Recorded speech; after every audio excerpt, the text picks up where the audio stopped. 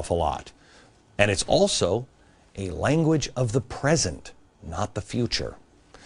By concentrating on that language and that culture or any, and not concentrating on improving our kids' learning English and our own American history and what makes our culture a culture, makes our culture a culture of the past and not one of the future. But anywho, our kids need to learn about the Arabic language and culture, similar to the way the kids are now learning about Spanish and the Mexican culture, which, by the way, were you aware? Remember the Alamo? When they teach Remember the Alamo to students in Texas, teachers now have to be careful how they teach it because it has to be taught with a neutral perspective.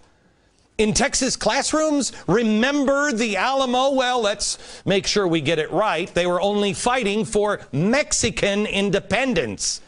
That's the truth, but apparently that's not good enough. If you're like me, when you first heard this, you wouldn't believe it.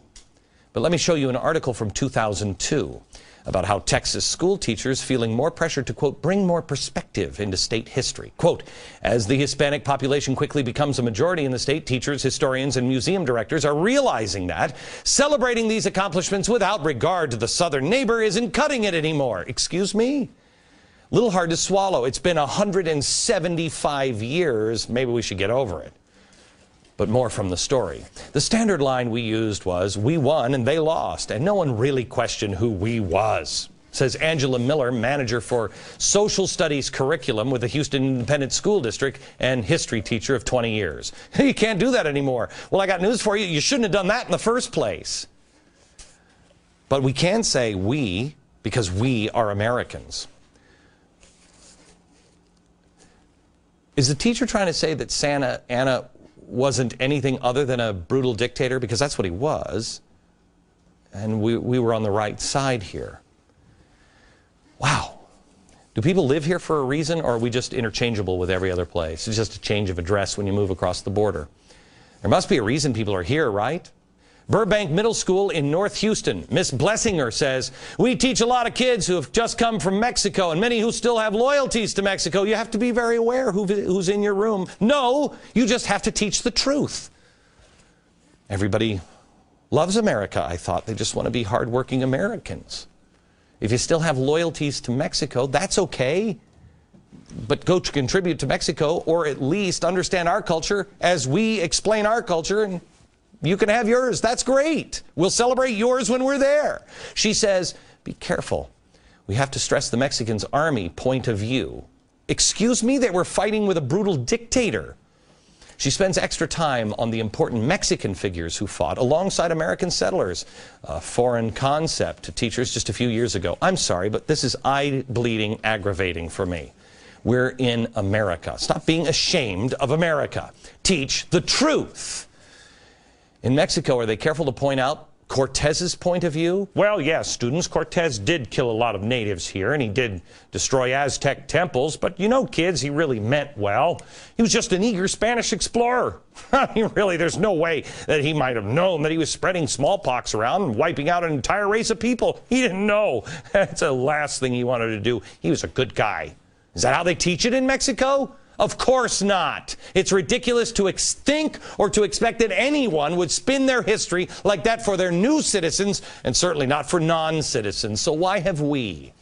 What has happened to the mentality and the character of the men and women who said, don't forget, remember the Alamo? What happened to the story of the Alamo?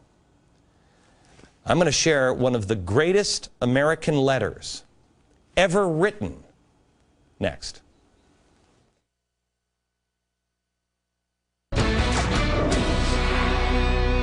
We have to stop apologizing for America. Instead, learn and celebrate the men and women who have fought for freedom, not just American freedom, but freedom all over the world. Men like William Travis. William Travis was one of the heroes of the Alamo in Texas, and this is one of the greatest letters ever written by any American. And I want you to listen to this. He wrote this when he was wildly outnumbered. He knew he was going to die. And he addressed it to the people of Texas and all Americans in the world. He wrote, "My fellow citizens and compatriots, I'm besieged by 1,000 or more of Mexicans under Santa Anna. I have sustained continual bombardment and cannonade for 24 hours, and I have not lost a man. The enemy has demanded surrender at discretion. Otherwise, the garrison is to be put to the sword, the fort is taken, and I have answered their demand with a cannon shot. Our flag still waves proudly from the walls. I shall never surrender or retreat. But then he writes, but I call on you in the name of liberty, of patriotism, and everything dear to the American character. Come to our aid with all dispatch. The enemy is receiving reinforcements daily and will no doubt increase to 3,000 or 4,000 in 4 or 5 days. If this call is neglected, well, I am determined to sustain myself as long as possible and die like a soldier who never forgets what is his due to his own country and his own honor, victory or death. Then at the very bottom, he writes a P.S. P.S. The Lord is on our side. When the enemy appeared in sight, we had not 3 bushels of corn. But since we have found in deserted houses 80 or 90 bushels. Travis. Rely on the protection of divine providence. That letter should say everything to every American. That letter is from an independent American fighting for Mexican independence. Now, how does this apply to us today? We'll go there next.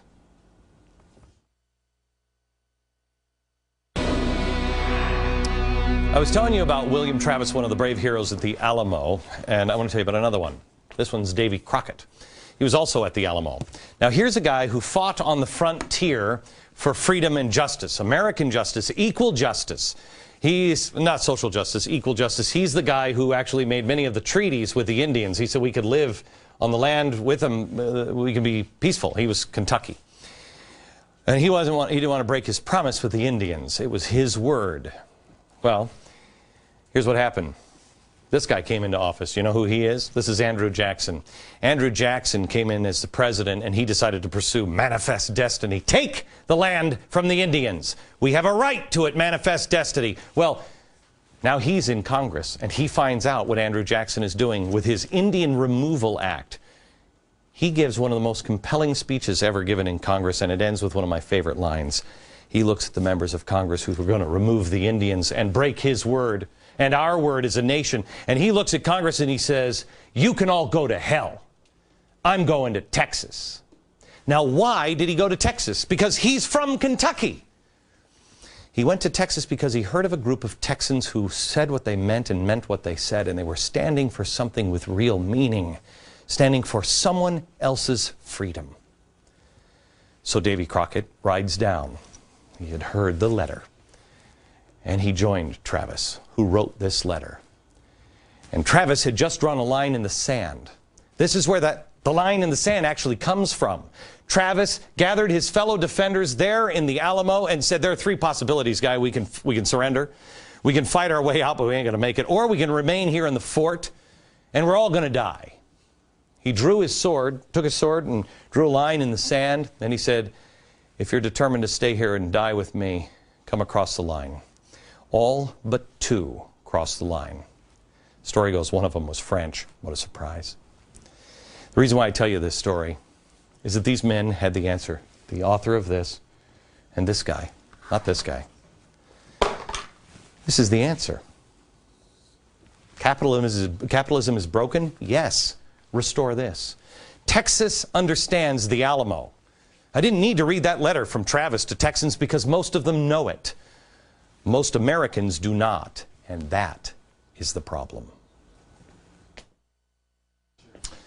You don't want to miss the next couple of shows. We'll leave it at that. Remember the Alamo. From New York, good night, America.